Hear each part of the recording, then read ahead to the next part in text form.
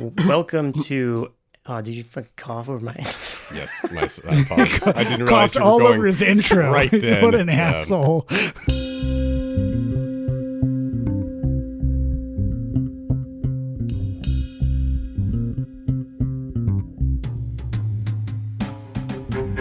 Welcome to Afterthoughts. This is our recommend or refute episode.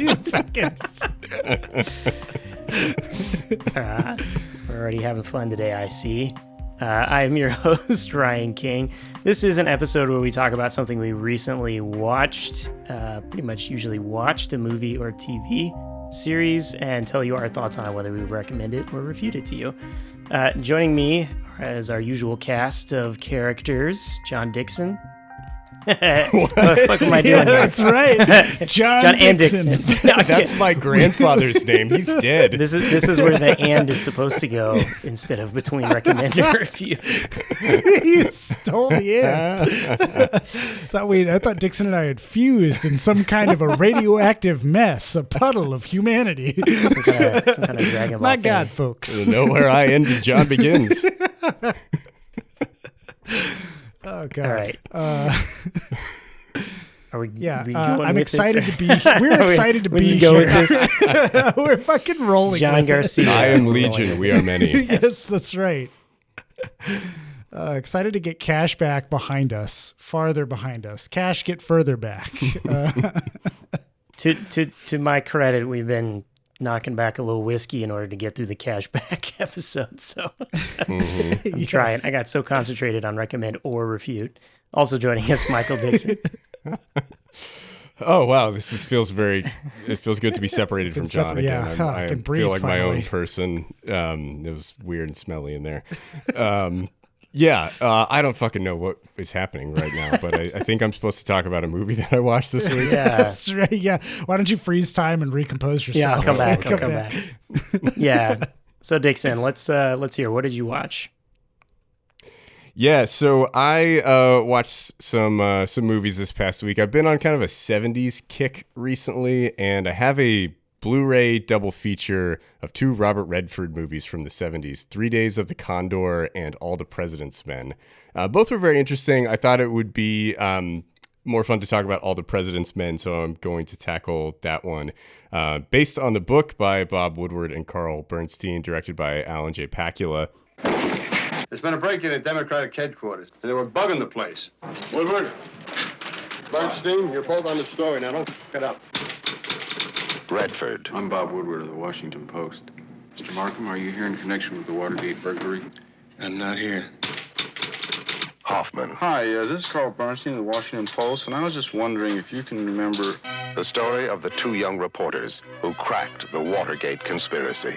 White House. Howard Hunt, please. He might be in Mr. Colson's office. Who's Charles Colson? Did you know, Howard Hunt? Well, the White House said he was doing some investigative work. What do you say? They stumbled into leads. Certainly it comes as no surprise to you that Howard was with the CIA. No surprise at all. They tripped over clues. We'd like to see all the material requested by the White House. All White House transactions are confidential. This whole thing is a cover-up. It's right on our nose. And piece by piece, they solve the greatest detective story in American history. There is no way the White House can control the investigation. I don't want to say any more, okay? Have you been threatened if you tell the truth? Is there a cover-up? Don't you understand what you're on to? Mitchell knew. Of course, Mitchell knew. Woodward! Bernstein! All the President's Men. Starring Robert Redford and Dustin Hoffman. All the President's Men, as most people know, tells the story of the Watergate scandal and the journalists who uncovered it by doing some old-fashioned shoe leather reporting and just getting the story out there despite no one else realizing that it was a story worthy of spending time on. I think this is a really interesting movie where, like, you know, there's a lot of things to think about how journalism was in the 70s and how journalism is now and how they're two very different things. I think the thing that really stood out to me watching the movie is that it's really just about two guys just working and doing their job. And there's not a lot of time spent developing their characters or figuring out their motivations. It's just like these are two dogged reporters who are on the scent and going after the story and trying to get it out there. And I like that idea of, you know, when a movie just kind of shows you people who are really good at what they do, doing the thing that they do, and there's not a lot of explanation put into it, like how they're doing it or why they're doing it. It's just that's what they do well, and they're going to do it impressively on camera. So I like that attitude of the film. It's kind of a no bullshit movie. There's not a lot of nonsense. They have, you know, they kind of give you the political atmosphere at the time by having little news clips in the background, like while they're in the newsroom talking or on the phone, there's a TV on in the background and you're hearing, you know, little snippets of news as the movie is going on. So, I mean, this came out in 1976. Watergate is still pretty fresh in people's minds at this point. The average viewer going to see this movie in the theater doesn't need a lot of context for this. And I appreciated that, even as somebody watching this in 2024, that they, you know, are just kind of getting rid of all the fluff and just getting to the meat of the story right away and telling it in a very, you know, very interesting way that really pulls you into the story and makes you root for the reporters and what they're doing. Redford and Hoffman are very good in it. They don't really have a lot to play in those characters because they're just like busy tracking down leads and doing their job. And there are some fun moments between them as they're kind of trying to figure out how to get information out of people. They're like, wait a minute, what if we like imply that we know this? And then, you know, we don't really know it, but we think we do. And then that'll make them tell us what we actually want to know. And there's some interesting kind of approaches there, and some fun interview scenes where they're going around tracking people down, trying to figure out what they know, people who have worked as part of, you know, the Republican committee and all these things, the committee to reelect the president, and trying to figure out exactly what went down. It's kind of a detective story almost as they're trying to pull the story together. There's obviously the famous Deep Throat character. Those scenes were good, but not as kind of pivotal as I was expecting, given what I had heard about the movie. I had never seen this before this past week. But those scenes are fun, you know, where Redford is like slowly walking into a dimly lit parking garage in the middle of the night and like, you know, trying to figure out where the guy is, what pole the guy is hiding behind, and then having a weird conversation where he can't get too close to him and trying kind of whispering in hushed tones. And the guy's like, I can't really tell you anything, but I can tell you if you're on the right track or not, or what type of things to be looking for. So it was an interesting story. I enjoyed it. I think, you know, thinking about how journalism works in this movie versus how it works now is really interesting. I think it's something I've talked about before on this podcast when we talk about movies about journalists. Like, journalism used to be a working class profession, right? And it wasn't a thing you did for glory. It was actually like a shameful profession. Like, people looked down upon it. And you had people who just knew their cities. They knew a lot of people. They weren't necessarily very good writers, but they knew how to get information from people and how to get stories out there and get to the truth of what was going on. And, you know, you see that like working class determination of Woodward and Bernstein as they're going. Like, the movie ends with them just still typing, like just continuing to work and just find more information to move forward. There's no gratification. There's no glorification of these characters and how wonderful they are. It's just like, that's what they do. It's their job. And, you know, now it's like journalism is a thing that, you know, you have to go to a really good school to do. And it's typically only rich people are journalists. And it creates this class divide where you have, you know, mainstream outlets that don't understand problems of working Americans, and they just don't report on things like inflation or housing costs or things like that are actually affecting real people. And you have just like culture war bullshit stories that don't really matter that much at the end of the day to like most people trying to just get a paycheck and put food on the table. And, you know, like you have, so every outlet is you know, so partisan at this point. We're not really left or right, but Democrat or Republican specifically, where like there's a scene where Redford is talking to the wife of one of these guys who was on the committee to reelect the president, who was committing these crimes. And she's like, you know, I'm a good Republican. Like, I don't want to say anything. He's like, well, I am too. Like, you know, but I'm just trying to get the story here. And I feel like we're in an environment now where that just wouldn't happen anymore. It's like, you don't have NPR reporting on Hunter Biden. You don't have Fox News reporting on the Trump Foundation, right? You just don't have there. We have these silos of groups where you're just not getting this crucial information. And there's so much corruption in our modern politics that is far worse than anything that happened at Watergate. But like Watergate is this thing that stands up in our society as this pivotal moment where people realized that the government was actually full of shit and not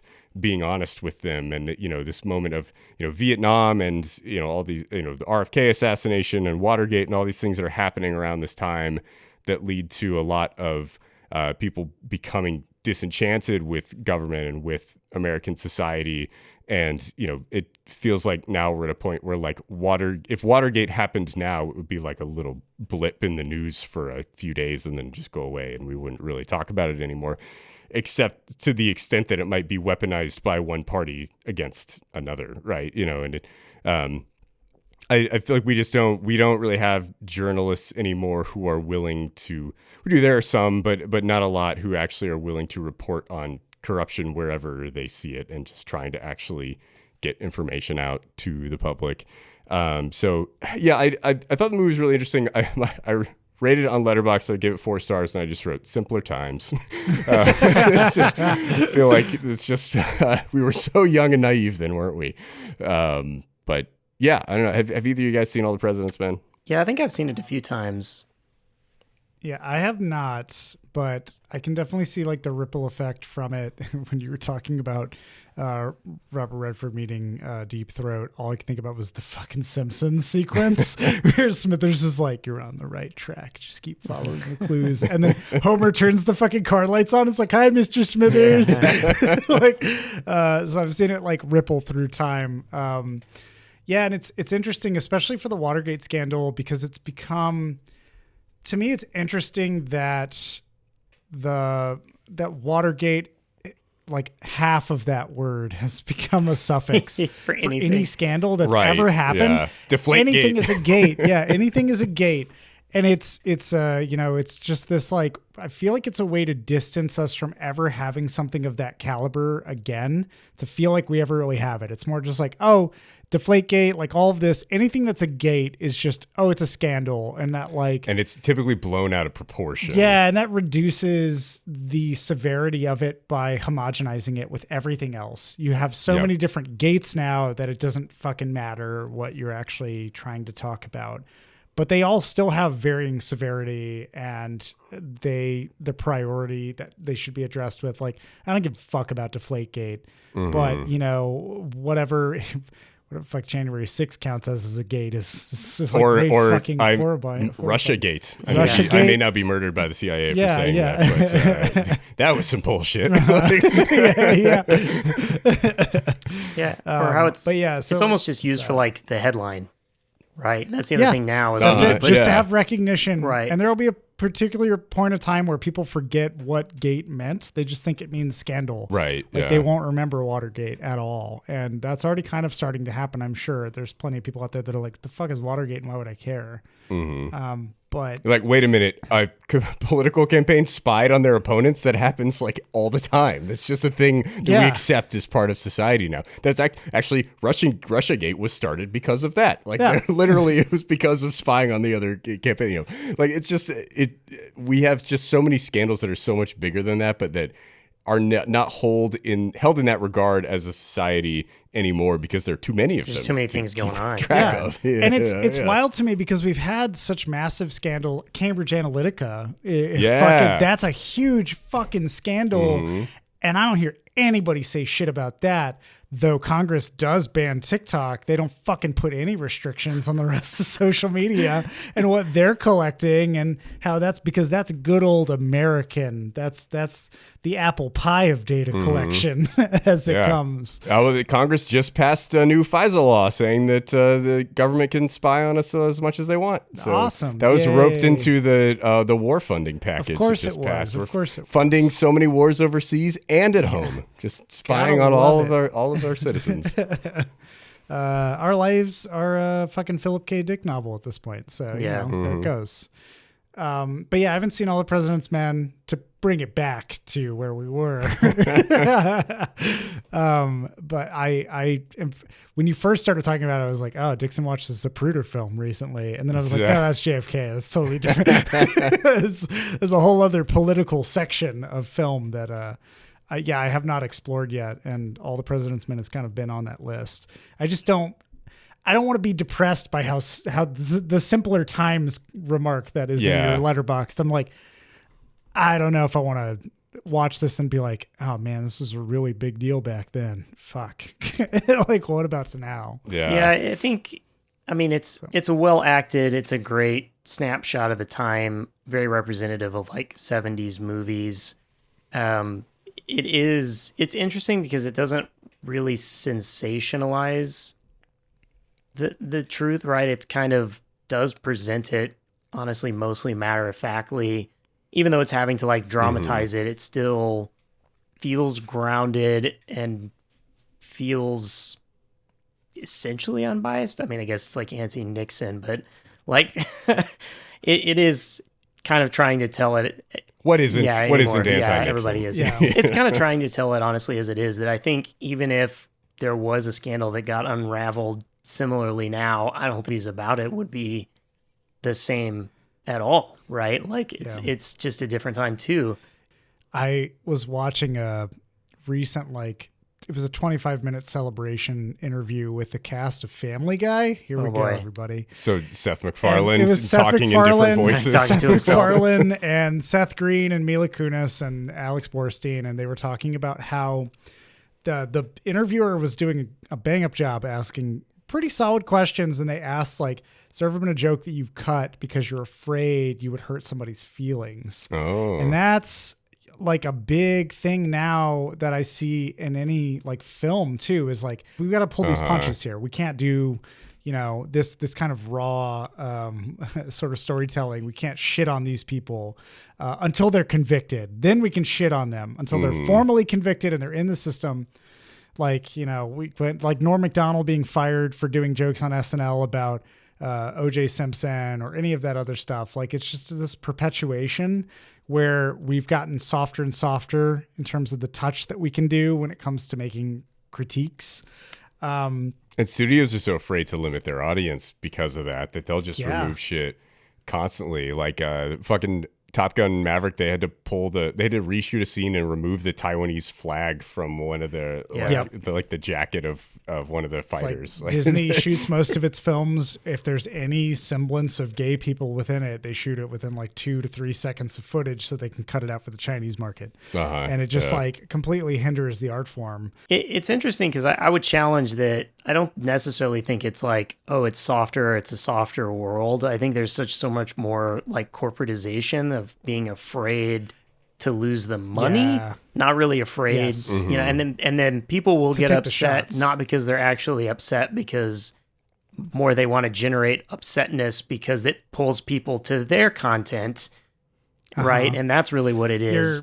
The news is outrage porn, essentially. The news is not afraid of calling out or saying shit about anyone, even not convicted, all the time, right? Like, I think about, like Nancy Grace. I don't think she's on anymore. I don't know. That's not showing my age too much because it wasn't that long ago. But like, she would immediately claim like whoever they were looking at was guilty and start wildly speculating on what they had done or why or whatever. And it was presented as news. And like, that was fine. And then, if you're like a college protester, then they'll speculate. All totally. Like, that's apparently okay. And you can just shit on them all you want. Right. So it isn't. But I mean, Woodward and Bernstein weren't doing like yellow journalism. They weren't trying to sensationalize something. They were pursuing it, and they were allowed to pursue it and to project it. And that's kind of where I would say, like, there might not be as much of it might not be the case that, everything is softer now. It might just be that there is such a mass distribution of any form of media that it can swallow anything that would actively be challenging or critical. Or drown it out, like, right? Major outlets, but like major outlets will not let you run certain stories. Like Dixon was saying, like Fox News won't let you run anything against Trump University. And that, like, NPR is not really going to run anything Yeah. about like what the Biden administration is up to, or like what Hunter Biden is doing, or any of that stuff. Like they won't entertain it because it's just like what. And NPR had a whole scandal recently too, where they fired somebody for doing stand-up comedy, right? Wasn't that it? Or there was something No, they else fired too. somebody who wrote. I mean, it's like you're kind of asking to be fired when you do this, but he wrote an op-ed in another publication saying that like NPR has lost its way because it's become too partisan. Yeah, and it used to be something that like it's public radio. It used to be something that like would pretty much just report things as straight facts, and like you could listen to it. Maybe you could say it had a slight, like centrist liberal lean, but for the most part, you could listen to it in rural America and like not feel like it was like angry at you. Yeah. It's not really how it is anymore. Yeah, and so like there's just that.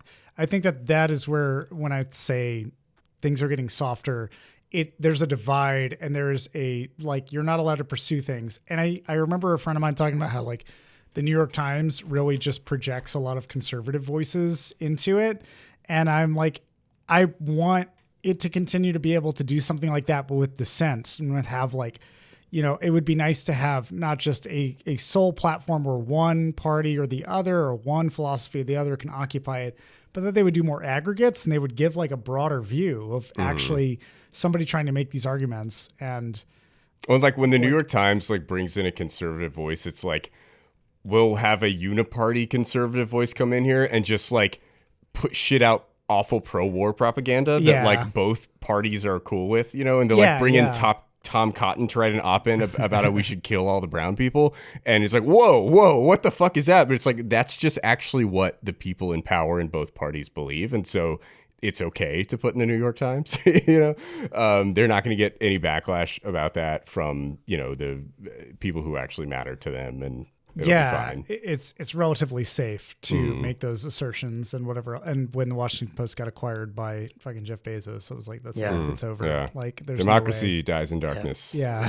Darkness is Jeff Bezos' shadow. Democracy dies in capitalism. I do think it's interesting that looking back at this time in the in the 70s, you have like George Carlin or Lenny Bruce or whatever, like pushing the lines in their comedy routines, but the media is trying to stay unbiased and actually kind of present the things they are. But then you almost have it flipped now where I'm like the media is very biased, very sensationalist, but our entertainment's trying to be very careful right? And it's like even spike of, even if you are like, okay, I'm going to be a comedian and I'm not under anyone's thumb. What platform do you have? Like YouTube's not going to let you do stuff, right? They're gonna pull they'll you. Just pull your shit. Or they'll demonetize you. They'll leave it up, but they won't let you actually make money on the ads that they're playing. They'll still make money on the ads that they're playing on your video, but you won't. Yeah. I think that's a really interesting idea. And to a couple points that you guys made earlier, I think, John, you were talking about how, it's like comedians don't want to make a joke about somebody they met at a party. Yep.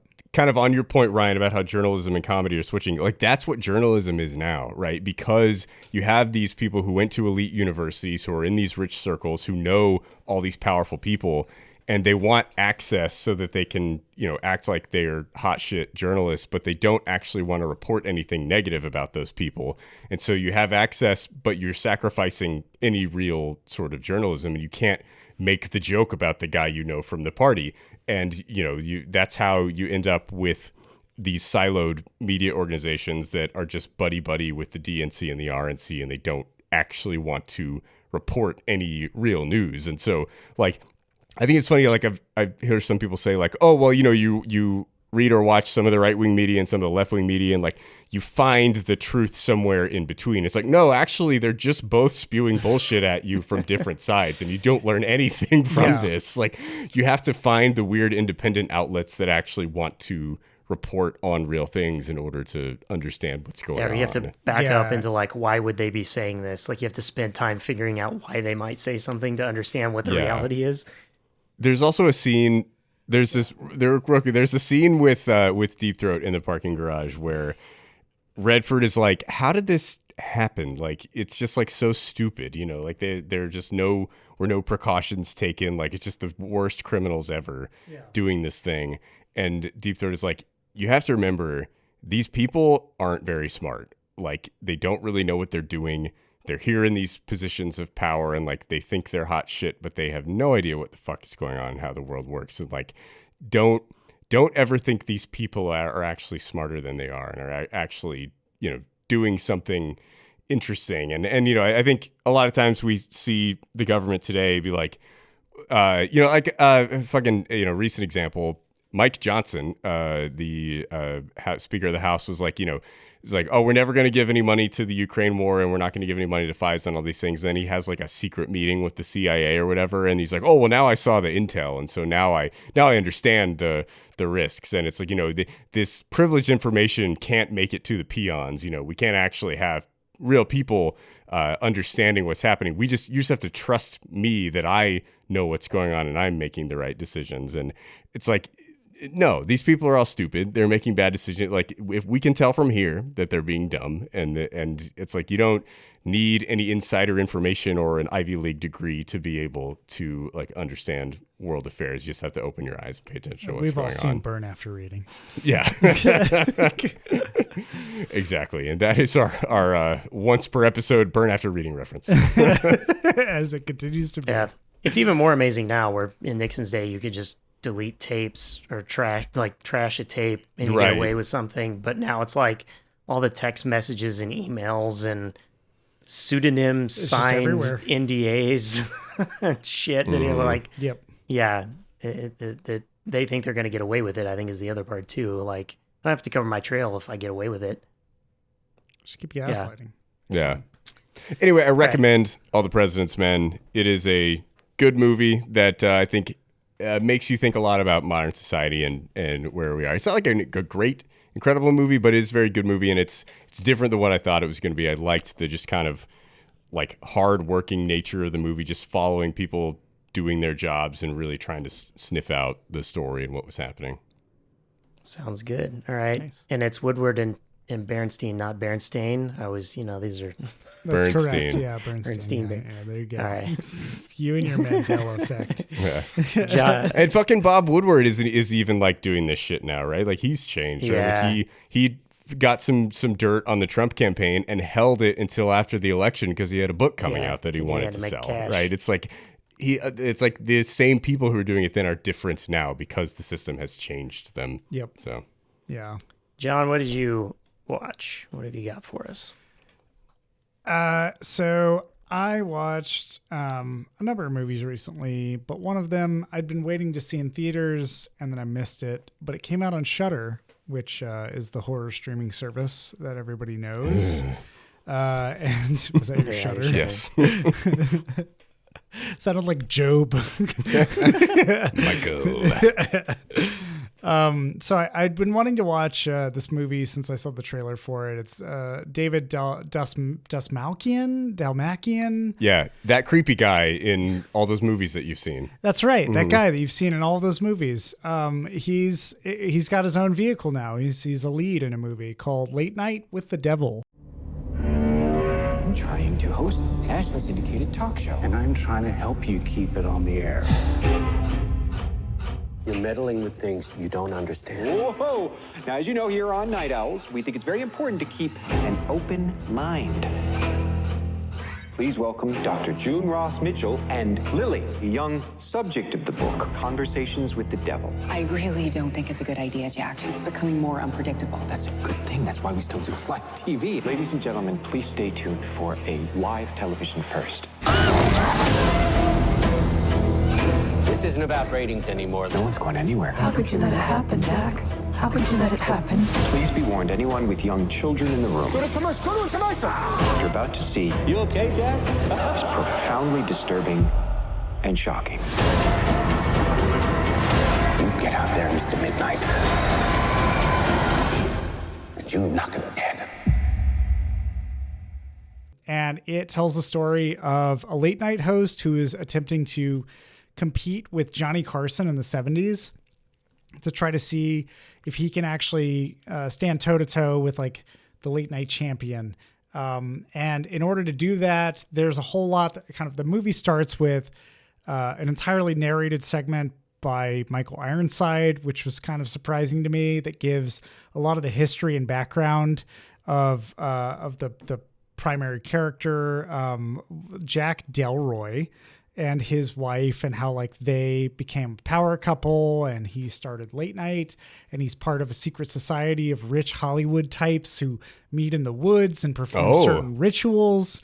And there's like a whole occult aspect to it. And so the entire film kind of tells this story of it's the last time that his show has ever been on the air. And it's because he decided to basically bring Reagan from The Exorcist on television live and interview her and have that be kind of the main thing to bring his career to a new height. I thought you were going to say like he brought Ronald Reagan on television. They're like, you can't do that. No, not Ronald Reagan. Not yet. He's too scary for the children. You can't bring that guy on TV. Exactly. And so as he sort of like embarks on this, the entire movie is framed from like, this is the last tape that we have from the actual master copies of this television show, which it quickly kind of sheds that storytelling mechanism because they want to do too many cool shots of the actual movie happening. And so it breaks that wall quickly and starts to do more fourth wall breaking stuff later. But it's a not a slow burn. It's a really good tension burn throughout the movie of building up to this. You already know he's going to be interviewing somebody who's supposed to be possessed, but like, what does this look like in the 70s when you're trying to exploit this for ratings on television? And what does it mean to turn something that is like so grave and serious as an exorcism or a possession into a Jerry Springer-esque television show? I was going to say, this sounds like this would just be something that was on the Jerry Springer show. There's plenty of things that like they lead into to tell you that he's like a proto Jerry Springer, where people are like fighting each other over things that would happen in the 70s. And they're just like fucking getting up and throwing chairs and doing everything else. And he's like, oh, I can't believe. And like the only reason that he has to do the show is because he takes a mental health break. His wife becomes ill with cancer and dies, and like, he has to process that and then come back and try to regain the ratings. And in order to do that, his producer's like, we need to get somebody on that's supernatural and actually might have some legitimacy. So they bring in a doctor who's been treating a patient for 2 years who supposedly is possessed by a demon. And the entire show is just that lead up to the interview that they have, and kind of the fallout after becomes this surreal sort of fever dream sequence. I really liked it. It's an enjoyable film to just like sit there and watch, but the main complaints I have with it are that it doesn't lean far enough into what I would want in something that would be 70s media. Like I've seen a lot of recordings of late night talk shows from then. I like watching those clips and those interviews because it's back when, as we were just talking about, like they would get comedians. They would also get like really edgy politicians. They would get people who were fucking racist to come on and talk about their opinion and bring counterpoints to like try to talk about that. Like Dick Cavett, Johnny Carson, anybody would really have like a little bit more edge to them. And so I wanted like flat shots. I wanted things that felt like I was in the studio, like it was archival tape footage. And halfway through, it kind of just abandons that. Not even halfway. It starts like mixing it in. And there's a cool sort of like, they go for the aesthetic and that's appreciated. But I just wanted more out of the actual, like trying to bring an authentic found footage experience that they just weren't going to do. They like in between takes when they go to commercial break, they'll cut to black and white documentarian footage.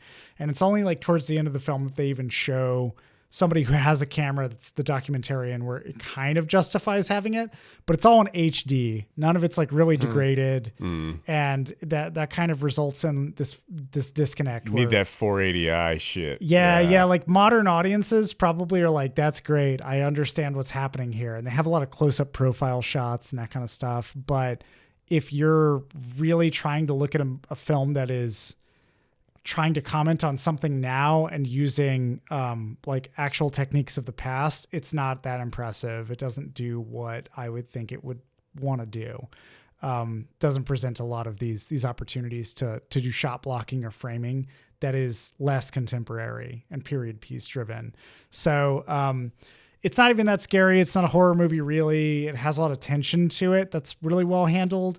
There's a few actors that are pretty hammy in it, so it's not going to be like super grounded either. They have a skeptic who's just like an overblown skeptic who constantly, every moment that there's any chance he can chime in and be like, that's bullshit, he absolutely will. And so there's never a moment where he questions what's happening. And it doesn't take me out of it, but I was just like, all right, he's an archetype that's meant to be defeated, less so entertained in the contemplation of this. David Dastmalchian, I think that's his name. I'm just going to say it is. Dastmalchian? Dastmalchian. Something like that. David Dastmalchian. He does I think he does a great job of fluctuating between being really charismatic and then like when they're on break, being a little panicked and trying to be reserved about it and still being like, well, we should just keep going. Like, I want to do this for the ratings. I can't believe this is happening. This is great. Like feeding that fuel of what like a late night talk show host would do. And like now I feel like especially you have things like Jimmy Fallon bringing fucking Trump on and tussling his hair and that kind of shit. I feel like it kind of speaks to that. And it's nice in that sense. Like it really kind of criticizes like, what the fuck are you doing with your show? When you're trying to entertain this. So I would recommend it. It's not the best movie out there. It's pretty solid and it gives a good aesthetic vibe, but there's more that I wanted from it. So yeah. Interesting. I like David Dastmalchian, but I always, he's like the guy who has 5 minutes of screen time in the movie that's just like the dude with the super distinctive face. You never forget his face once you see it. And every time you see him again in a movie, you're like, oh shit, that guy. Yeah. But he doesn't get very many lines. He just is really creepy in the background and does some weird shit.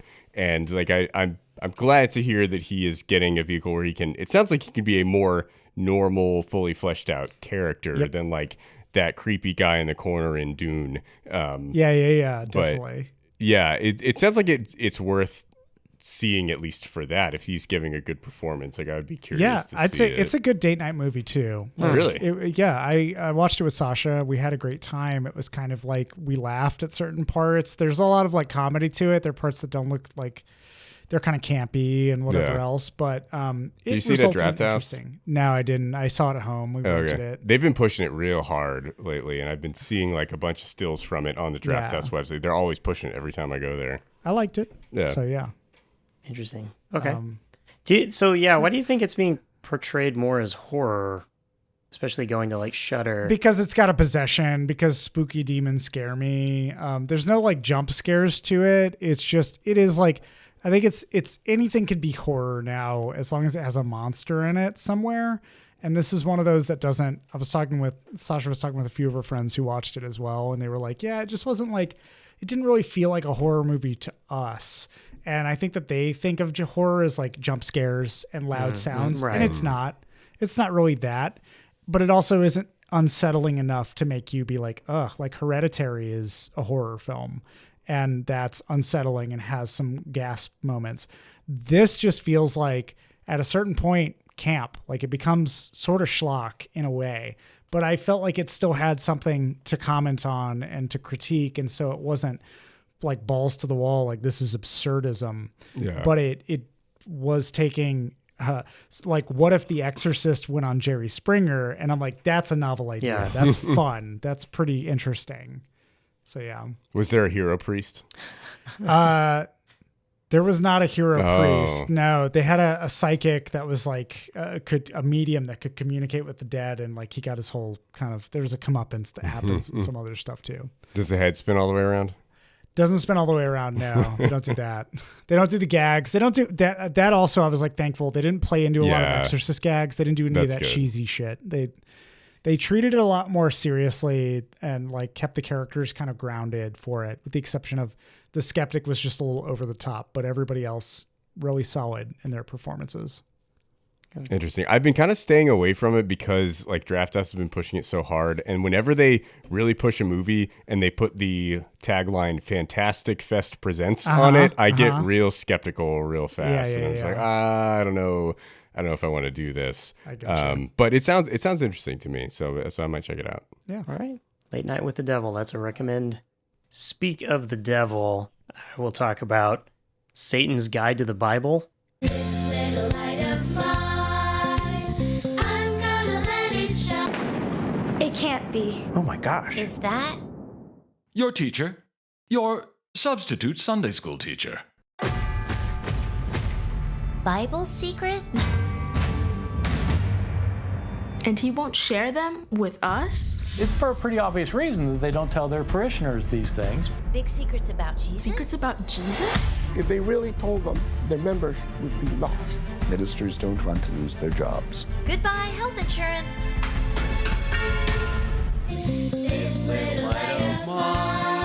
I rebuke you, Satan. Thanks, Jen. Noted. Oh. Yes. This is, it's on YouTube. That's where I saw it. I don't really know if it's anywhere else. It just sort of popped up on YouTube and I happened to see it. It is an hour 25, so it's essentially a movie. Or like documentaries sometimes are that length. That counts. At festivals, feature films just have to be 45 minutes or longer. So. So feature film. And I will say that essentially this is the character of Satan explaining to a Sunday school class. I think he actually, like, literally the plot is he, like, takes over the Sunday school class and then teaches them about the Bible his way, which he starts off with saying, like, the devil and Satan are separate things. Already. Yeah. It is. I think it's actually a really good thing to point to people. Well, if you're into not being into religion or on the line of having your doubts, I think it's a pretty good thing to point people to. Because it does handle it, I think. Ryan, you need to watch Silence. Yeah, I know I need to watch Silence. I will, like, get my bias out of the way that, like, I lost any sense of religion a long time ago and was probably the more active atheist that the Christians tell you to be afraid of than the ones that actually live out there. But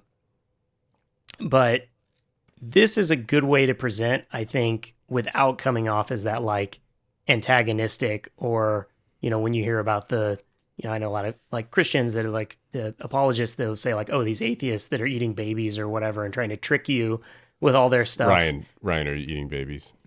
No. He's got the munchies for a California cheeseburger. Yeah. It's all pickle sandwiches up here. So this is a pretty calm and more, like, it's methodical in how it kind of breaks the things down and really kind of focuses on the areas that are, when you stop and think about it, are kind of hard to defend in the Bible and kind of purposely get ignored. And many people haven't heard of them, right? Or don't really know or think about those things. And it presents this. So it's animated. It's essentially looks kind of like it's sort of like the early South Park construction paper, but with, like, felt. That's kind of what it looks like from an animation. And it gives that kind of old feel, of, like, when we were kids, the kind of, like, what was the fucking Davy, whatever the dog is, the claymation thing that world. Yeah, Davy and Goliath. It kind of gives a Davy and Goliath feel. And it's kind of at the same. I don't know, Davy. Yeah. It's honestly kind of at the same pace. Like, this isn't trying to be really, like, forceful or over the top or anything. It really is trying to keep this, like, calm, more teacher-like pace as it goes through it. And so the Satan essentially, he comes with, like, three main arguments to kind of, like, help break down, like, hey, have you really thought about the Bible this way? And he combines, like, the animation is combined with some actual interview clips from scholars and pastors, people who went to biblical colleges, taught at biblical colleges, talking about what they teach, what they know, right? That they don't necessarily share beyond. Like, that's one of his main tenets is, like, oh, there's a bunch of stuff they know and they talk about at these biblical schools, but they don't tell you about it. But that's that they believe. And so kind of he first breaks down, like, okay, is the Bible, like, historically perfect? Which, I think most Christians probably even will admit that's not the case, but there are some diehard evangelicals that are like, no, it's a perfect historical context. And that's where I come from. Yeah. It's there, right? And he kind of goes in and he breaks down the, like, mainly he builds around the claim of, like, they weren't slaves in Egypt. And honestly, there weren't even slaves in Egypt. Like, it didn't work that way. And, like, that's an important tenet of, like, the the promised land and the rights of all of this and why they're different from the Canaanites. And he's like, no, they are. That's where they were. They were in the same place, and they just came up with an argument of why they could take land, like from the people that were already there. And kind of like breaks down each of those pieces, and he brings in the scholars that actually talk about like the history and the empirical evidence, and like kind of gets into that. And like through it, the children kind of start being like, well, but I thought this. And he's like, well, how about this? And kind of presents the next piece. So then now you feel stupid, don't you? Stupid child. Yeah, kind of. But it's like in this really nice tone. Like Satan isn't the like South Park Satan. This is Satan, the angel Satan. Yeah. Right. Like he looks like Jesus. It doesn't look like Satan the way they present him. So yeah, then he kind of goes into the next part because the kids are like, okay, well, maybe it's not historically correct, but we wouldn't have morality if it wasn't for the Bible. Very Ben Shapiro kind of argument, right? Yeah. Yeah, I've heard him make that one. And he kind of breaks apart the like, okay, well then why can you like have slaves? Like, why does it argue about slaves? Why can you kill children? Why can you cut off people's testicles? Why does a bald man send bears after you? And we make a joke about him, right? Like he kind of goes into all these like, that doesn't really seem like quite like morality, and it seems like it could exist outside of this if it's telling you things that in our system now aren't moral. Like it's kind of confusing. And so then it's like he wins a few more kids over, and then kind of his last like nail in the coffin, nail in the cross is he gets into like, okay, well maybe the Old Testament is this harsh God and all this bullshit, but Jesus comes in and he's all love and he rewrites it. And so then he spends a good chunk of the last half of this breaking down like the New Testament into like similarly like these can't be contemporary writers. They conflict. Paul didn't write all these letters. Like a lot of these things happen after the fact. Like he kind of breaks down some of that stuff. And then he gets into like, one of the main tenets, he's like, so God in the Old Testament, it just fucks you up in life. Like that was all the Old Testament. It was like God could be an asshole and do life and you wouldn't get you what you want and you'd have people murder you or whatever. But he's like, in the New Testament, Jesus is like, you're fucked forever. You're fucked after you die.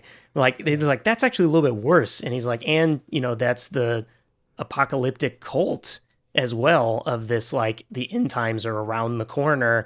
And he's like, Jesus constantly, like all the stuff in the New Testament is like, it's around the corner. And like, it wasn't. And what they said was going to happen, like after he died, immediately it didn't, right? Yep. And kind of getting into like, oh, now they kind of change. I saw a billboard on the way over here that said that it's going to happen like next week. So absolutely. We should get ready. Was that he gets us? Because I saw that too on the Super Bowl. Oh my God, those ads! Jesus Christ! Yeah, exactly. There's always an apocalypse around the corner. We just read the dates wrong, or the tea leaves, or calendar, whatever. The right? Calendar ran out of dates. Yeah, and it's kind of like obsession with death and the end times that then prevents us like actually moving forward and having useful discussions. So the way that this presents, it really is a good job of like breaking it down, honestly trying to be objective about it. Obviously it is coming from a slant, like it has a goal, but I think the way that they go about it, they're trying to present like a much more calm, collected, like let's talk about these direct points and less about like the feelings or, the things around it. Like he really is like specifically, let's talk about the Bible and kind of bring you into that. So he doesn't even necessarily like say like religion's bad or you can't believe in Jesus or any of that. He's just like, let's look at some of these main tenets of the Bible and really stop and think about them and then think about what you're being handed. If when you read through the Bible itself, it contradicts and proves that it's wrong and the people that are telling you these things are wrong, you should stop and think about that. Like that's kind of like what it comes away with. That's interesting. One of the things that I've always thought is, or thought since I've, left the church is that like the big thing of Genesis, like the fall of man is, Satan tempts the, Adam and Eve to sin or whatever. It's like the sin is the pursuit of knowledge. Right. It's like eating from the fruit of the tree of the knowledge of good and evil is the only thing that God won't let them do because he just wants them to be ignorant and just do whatever he says. Right. And when they try to gain some agency and to try to learn something, that is when they're reprimanded and cast out of the garden and have to deal with pain and childbirth and working the ground and all these things. Yep. And like that is that's the mentality that the church takes toward its congregants, right? Is like, you're going to believe what we tell you. We don't want you to learn anything or actually try to like grow as a person. You're going to take what we spoon feed you every Sunday and go away and, try to think on that. Or, until very recently in the Catholic Church, we're just going to shout Latin at you, and then you're just going to nod your head yes and give us your tithe and go away. Yeah. Well, and that's why Satan got thrown out of heaven too, right? He wanted some agency. Yeah. Right? And that immediately gets you chucked out. So yeah, the real main tenet there is like follow and listen and don't question it. And I would say most faiths really do have a like don't question it as one of the core tenets. Mm-hmm. Yeah.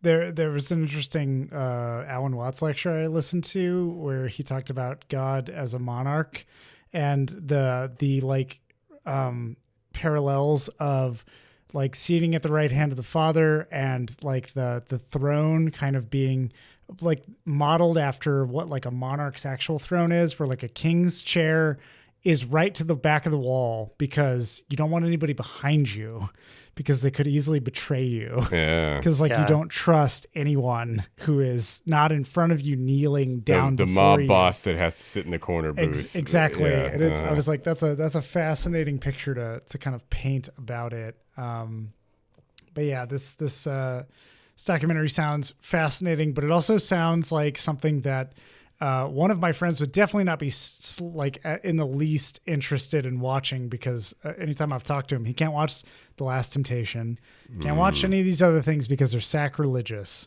And so I'm curious, when you were watching this, Ryan, did it feel like it was trying to reach an audience that it wouldn't already have agreement with? Or was it just making cases that you're like, yeah, I mean, not that's more reasonable. Not preaching to the not choir. Yeah. Exactly. So yeah, I don't think this is like aimed at the already atheist or already agnostic who can be like, yeah, fuck yeah. Or even like, someone of another faith that's like against Christianity. I do think this is aimed at the person on the fence, or maybe who kind of has stepped a little out, like lost enough faith that they are kind of questioning things on their own, and not presented in a way that would really like scare you. So I think about the Amish have that like, what is it? God, fuck the Amish, God, man. No. Here we go It's again. been a long time since we've gone on a rant about the Amish on this podcast. I'm holding him back, everybody. All right. No, so they have the like... The one group of people that cannot email us in their angry thoughts.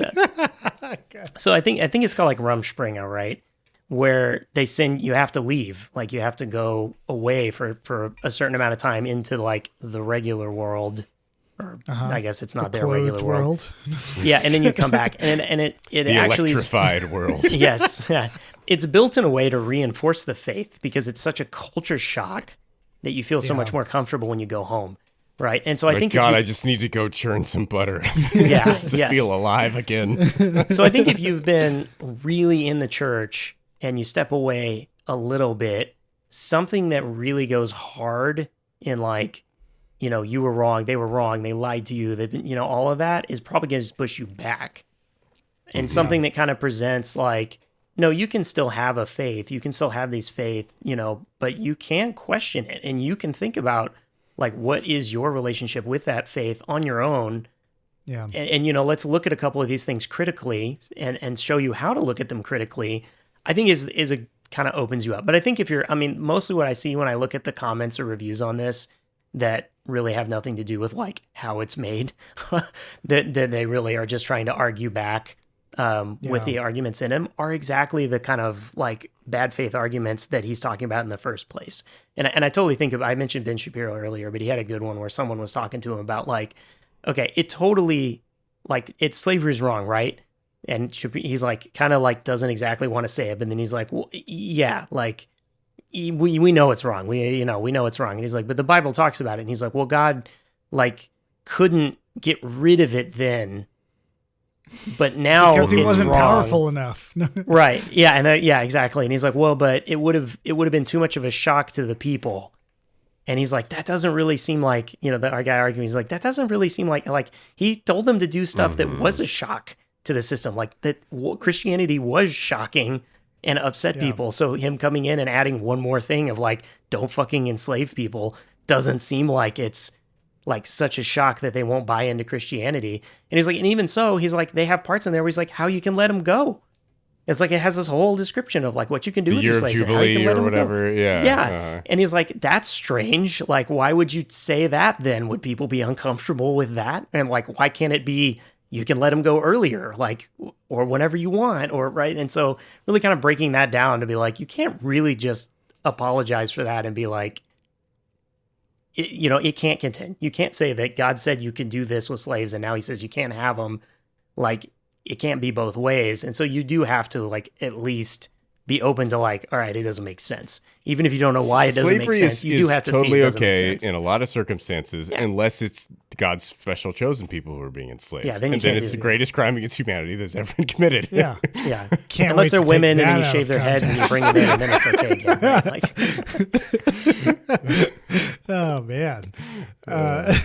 It's one of those things where it's like, once you start building the myth and the canon, you have to, it reminds me of, Dixon, did you know that there was a woman before Eve? Have we talked about this? No, is that in like one of the books that didn't make it into the Bible? It's actually in the Old Testament it's basically the Old Testament, but like the Jewish Old Testament. Talk about Lilith, right? Lilith, Lilith is the woman, the first woman who actually lived with Adam. Didn't read that in my Bible. Yeah, so like Lilith, for anybody out there who's not familiar, Lilith lived with Adam, and Lilith didn't want to do the shit that Adam wanted her to do. She was not a subservient woman to Adam. Fucking rock on, girl. And, I like her. She complained, and Adam complained to God. He's like, God, she won't like fucking lay me. It sucks. And God was like, Lilith, do it. And she was like, fuck you. I don't want to do that. She like doesn't give me enough blowjobs. Yeah. And so God basically was just like, I'm going to make you into a snake lady, and you're going to be the responsible. You're going to be the reason there's SIDS, the fucking sudden infant death syndrome, basically.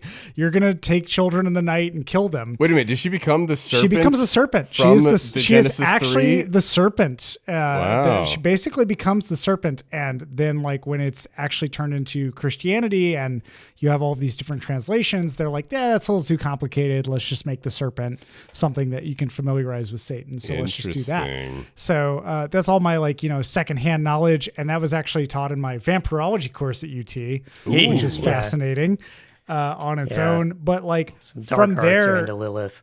Yeah, just like speaking of like the canon and how things are introduced, like when Christianity was brought to Russia, it's part of the vampire myth, like because they were like, you got to drink this blood and you'll live forever, and they were like, what? You want me to do what? And it kind of like blended into the rest of the mythos of like, there's something in the forest that's going to get you. It can live forever and it wants to drink your blood. And Jesus is the life, and you have to drink his blood. So I guess... and you kill it with wooden stakes. The wooden stakes themselves are supposed to tie the body to the ground to keep you from wandering around after you're dead. So there's like a whole other mess of things that like once your mythos takes off, you have to make more canon for it. And you're constantly just like, all right, you have to meld it in. How do we actually blend these things? Like you look at any Greek mythology and heroes just arrive in other heroes' stories because you need a big name, like a headliner, to make you, famous. It's just like wrestling. We've all seen the Iron Claw, except for Ryan, and it's all about that. Like you need the heavyweight champ to come in and lose to you, so that you can prove you're the new heavyweight champ, and you carry on your story with that same kind of gravitas. So, it's fascinating. I want to check this documentary out. I was just curious how like pandery it would be, or like but it sounds like relatively neutral. It's got a bit of a slant to it, sure, but I like a calm approach rather than it just fucking mocks a certain, demographic all the way through. I prefer much more of like, we're really trying here, okay, to make a stance that doesn't feel as condescending. Yeah, it's trying to balance it. And I think having the statements from some of the scholars, and they're not the people that are yelling at you like anti, Christians or whatever. They are people who either are still in the faith or studied the faith, or whatever, I think is good. Yeah, and like, Lilith is a decent example because you're like, that was in Jewish texts for 1,000 years, right? or more, Yeah. and it was believed in Jesus' time, but later it was taken out. But it's still in Jewish texts. It's still in the Midrash. Like, so, like, what happened? Right? It's like now that just never happened, even though it was written down and believed by Christians and Jewish people for millennia. Like, now current church is like, well, that didn't happen. Yeah. Right. So you just have to like look at it at least and be like, all right, I have some questions, right? Yeah.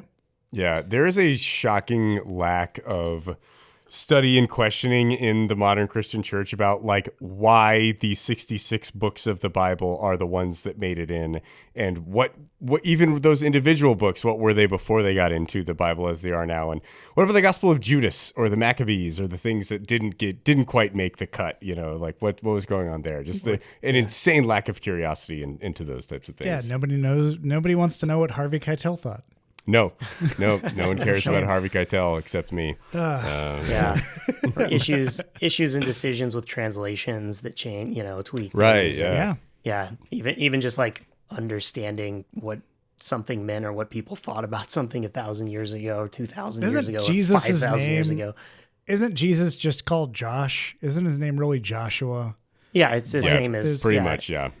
He's just a Josh, everybody man. was a John. Jesus is like the Greek version of it, basically, that we all call him now. But it's like a Yeshua, I think, is the Jewish version. Yeah, Yeshua. Yeah, he's my homeboy Josh. It's fine. J Money, as we like to call him.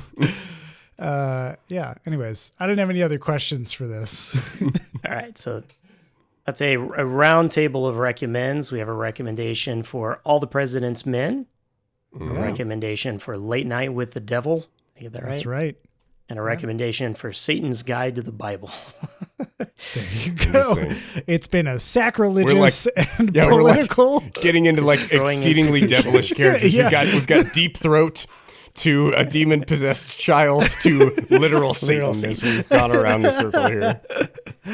I feel like this has been a very challenging episode for anybody listening who's in American politics and religion. Yes. Ryan, I'm very excited to watch Satan's Guide to the Bible. Satan's Guide to the Bible. I'm very excited to watch that. I will watch it before the next episode and report back. I'll watch it that with sounds right up my alley. I would love to do that. Yeah, that'd be cool. John and I will watch it. Ryan, you're going to watch Silence, and we're going to watch Satan's Guide to the Bible. I will eventually. I will eventually. You did it. I've caught at least two things over the years that you guys have said. The Green Knight. Green Knight. And you were smoking greenery when you watched it. You didn't remember half of it. Yeah, Green Knight and the Holdovers. Yeah, I've gotten two. Okay. Ryan, if you watch The Iron Claw, I will send you a foam finger that says The Iron Claw, like one of the wrestling. I bought one from A24. I'm holding on to it. I will send it to you if you do that. Okay. I will. I have a magazine from A24 all about the Iron Claw movie that I will also contribute. There we go. Yeah. We have incentive. Okay. I'm getting pretty interested. There you go. All right. Call the next 30 minutes and we'll throw in a free tote bag with what the fuck is his name? God damn it. Which one? Zac Efron? The last name of the family. Von Erich. Von Erich. Yeah, throw in a tote bag with we'll throw in a Von Texas tornado tote bag. All right, well that will bring us to a close on Afterthoughts. I hope we rocked all of your institutions to the ground. Hell yeah. Recommend to refute it or fuck the media, fuck politics, fuck the church, fuck late night TV. Yeah, fuck you, fuck you, fuck you. You're cool, specifically the listener. Fuck you, fuck you, fuck you. There we go. I've been your host, Ryan King, and joining me as always, John Garcia. Happy to be part of this sacrilegious episode of the podcast. And also, Michael Dixon. Thanks for putting up with our bullshit.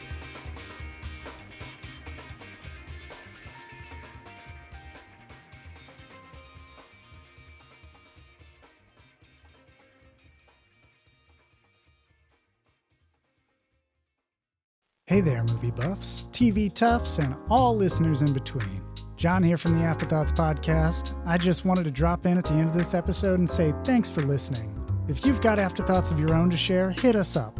You can find us on Twitter, Facebook, and Instagram at The Afterpod, or jump into a conversation on our Discord server. You can find info for this and more at theafterpod.transistor.fm. Thanks again for listening, and we'll catch you on the next episode.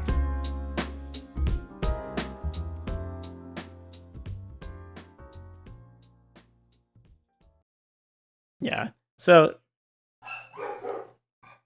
yeah, check it out. All right. So we got got the dogs agreeing. The dogs in the background. Are in there. Yes. Hell yeah. Oh my god. Okay. Oh, they're not gonna go. The fuck are they even barking at? You, Ryan. They're barking. They're barking at your sacrilege. I can't Serious. believe you. Shut up. If you can't identify who the dogs are barking at, they're barking at you. Oh no, they're barking at the Holy Ghost that's haunting your house. They bark at everything. Yeah, they just like sense something that's not there.